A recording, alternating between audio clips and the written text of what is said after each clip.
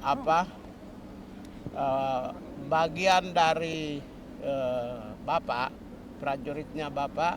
Jadi saya tidak terlalu kaget karena memang Bapak sudah kasih clue tanggal 20 Februari 6 hari setelah pemilu, ya, itu Bapak sudah sampaikan jaga kesehatan sampai Oktober. Karena itu saya tidak terlalu saya sudah mungkin tidak pernah saya khawatir kan. Karena Bapak kan voice of accountabilities. Setiap kata itu bisa dipertanggungjawabkan dan semua orang bisa percaya. Ya, Bapak selalu menjunjung tinggi kesetiaan. Saya pikir ini sebuah pelajaran untuk bagi bangsa Indonesia bahwa kesetiaan itu penting. Saya tidak punya orang kuat di belakang saya. Saya orang desa, orang kampung, tidak ada pemimpin, tidak ada orang-orang aristokrat yang melindungi saya di belakang saya. Tidak ada orang elit yang melindungi saya. Bapak memberikan ini langsung dari dirinya sendiri, sebuah jabatan, karena beliau selalu menghormati orang yang setia dalam suka dan duka. Ketika menang, ya juga kami berkali-kali kalah selalu saya ada di sampingnya. Oleh karena itulah orang yang mungkin tidak pernah khawatir, tidak pernah bikin kurikulum vitae. Ya ingat ya, saya punya kurikulum vitae itu 2013 saya bikin. Saya tidak pernah bikin kurikulum vitae. Terakhir baru saya mungkin sebulan lalu saya bikin. Karena saya tahu Bapak akan kasih dan Bapak sudah mengenal saya, Bapak Presiden. Saya kira itu, bagi saya itu ini sebuah pelajaran bangsa Indonesia tidak boleh loncat kiri, loncat kanan. Ya hari ini jadi teman, besok jadi lawan, tidak usah. Belajarlah kesetiaan dari orang-orang yang setia kepada pemimpinnya. Kedepannya untuk mengurus pelanggaran HAM di Indonesia bagaimana Pak? Ya Pak, dengan membentuk Kementerian Hak Asasi Manusia ini, itu sudah artinya Bapak Presiden telah mewujudkan apa yang tertulis di dalam Astacita nomor 1, yaitu menjunjung tinggi hak asasi manusia, demokrasi, keadilan, dan perdamaian. Dengan demikian, based on human right, jadi seluruh kebijakan dalam sektor apapun itu pembangunan berbasis pada hak asasi manusia. Itulah yang sebenarnya.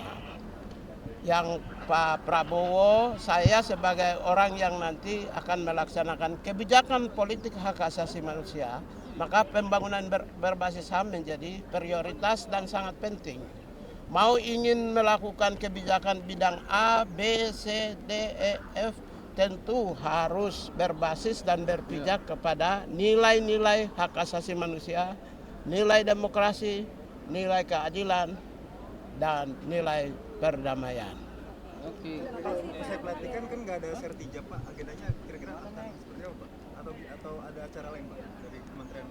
Oh, kalau kami setelah pelantikan saya, Pak Menko Yusril, Menteri Hukum dan Menteri Imigrasi, kami ke kantor, kemudian nanti akan ada agenda perkenalan, ramah tamah, welcome. Mungkin setelah itu saya akan melanjutkan langsung kerja karena saya tidak perlu belajar HAM. Pagi, siang, sore di rumah atau dimanapun juga saya itu berpikir tentang HAM dan bekerja HAM. Dan saya sendiri pegawai negeri mungkin 18 tahun saya di kementerian lagi. Jadi sistem kerja birokrasi juga saya tahu, hak asasi manusia ya kalian tahu semua. Jadi saya mungkin saya termasuk tidak perlu belajar. Ya kebetulan para staf di sana juga akan memberi support yang kuat dan tidak akan mengalami kesulitan juga karena di sana Direktorat Jenderal Hak Asasi Manusia.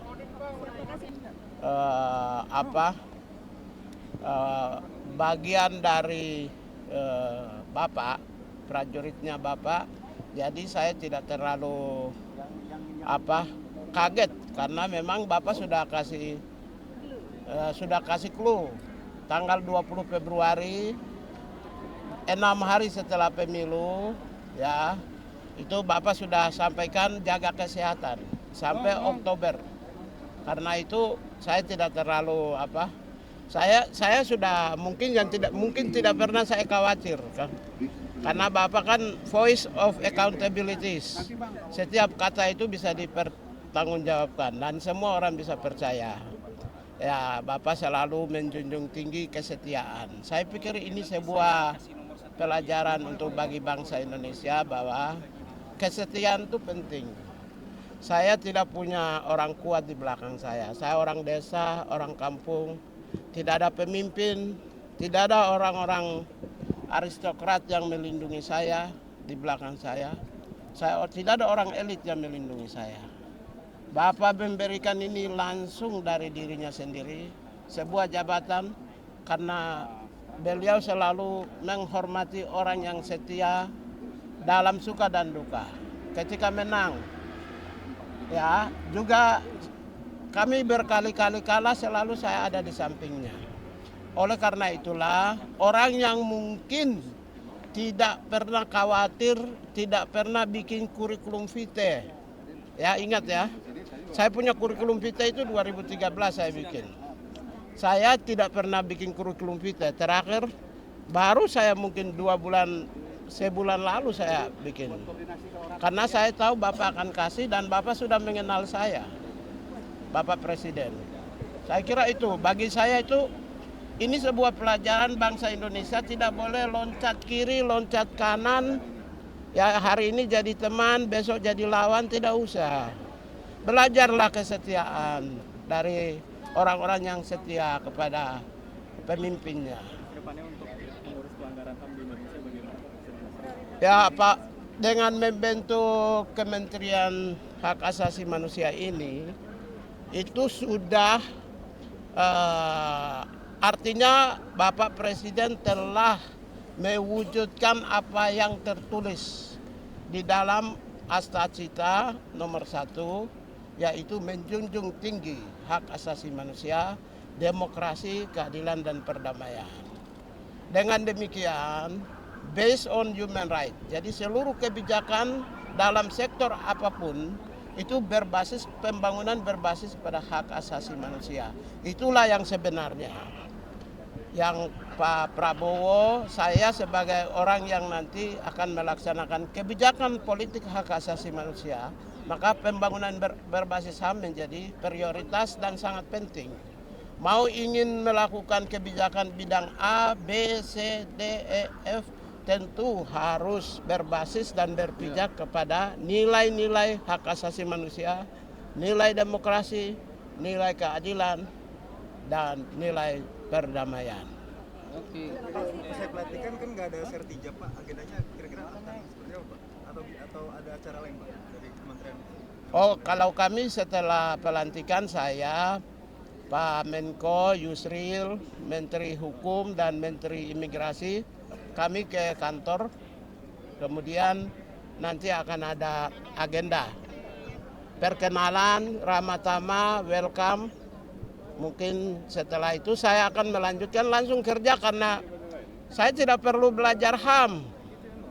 Pagi, siang, sore di rumah atau dimanapun juga saya itu berpikir tentang HAM dan bekerja HAM.